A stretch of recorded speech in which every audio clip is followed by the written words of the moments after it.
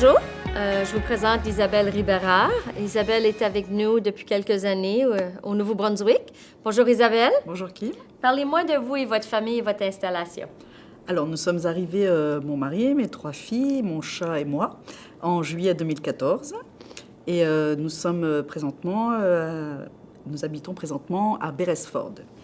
Donc, vous et votre mari, quand vous êtes arrivés, vous êtes venus pour le travail. Avez-vous eu de la difficulté à vous trouver de l'emploi?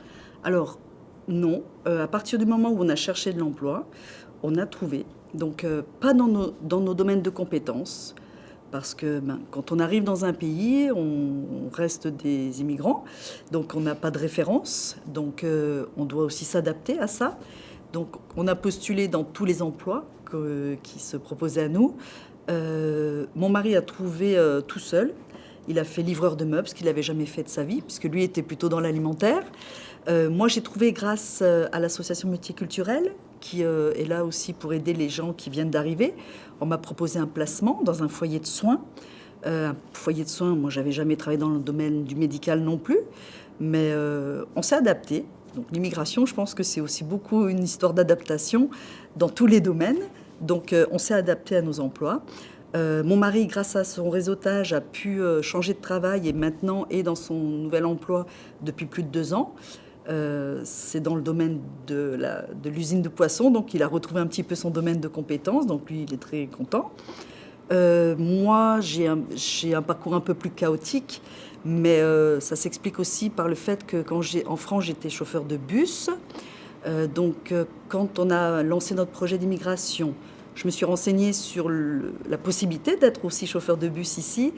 Et j'ai appris que les permis professionnels n'étaient pas reconnus, qu'il suffisait de les repasser, en fait, tout simplement.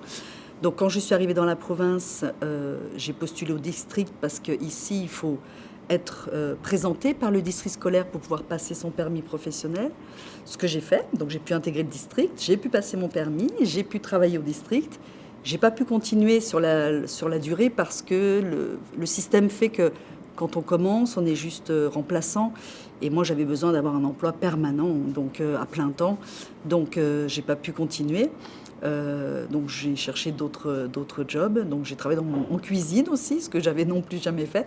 Donc, je pense qu'ici, ce qui est bien, c'est que on va pas s'arrêter forcément à des expériences professionnelles. On va d'abord voir votre personnalité et on va vous proposer d'essayer, voir si vous avez la capacité. On ne se limite pas juste à un papier ou à un diplôme. Donc ça, c'est bien parce que justement, ça ouvre plus facilement les portes. Et quel conseil donneriez-vous à un nouveau immigrant qui songerait de venir s'installer au Nouveau-Brunswick?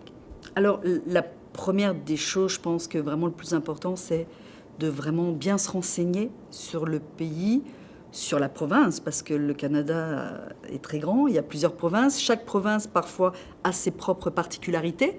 Donc, il est très important de se renseigner par rapport à ça.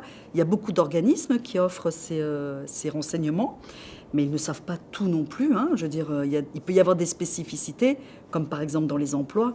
Il y a beaucoup d'emplois très spécifiques qui ont des particularités dans chaque province. Donc ça, je pense que c'est très important de se renseigner. C'est ce que j'avais fait moi pour mon permis. Et il y a aussi des gens qui sont déjà ici, des immigrants, qui ont plusieurs années, même voire quelques mois. Je veux dire, ici, tout va tellement plus vite qu'en quelques mois, on a vite compris comment ça fonctionnait. Donc, il ne faut pas hésiter, je pense, à rencontrer les gens, les immigrants, les gens d'ici, justement pour essayer d'avoir un maximum d'informations.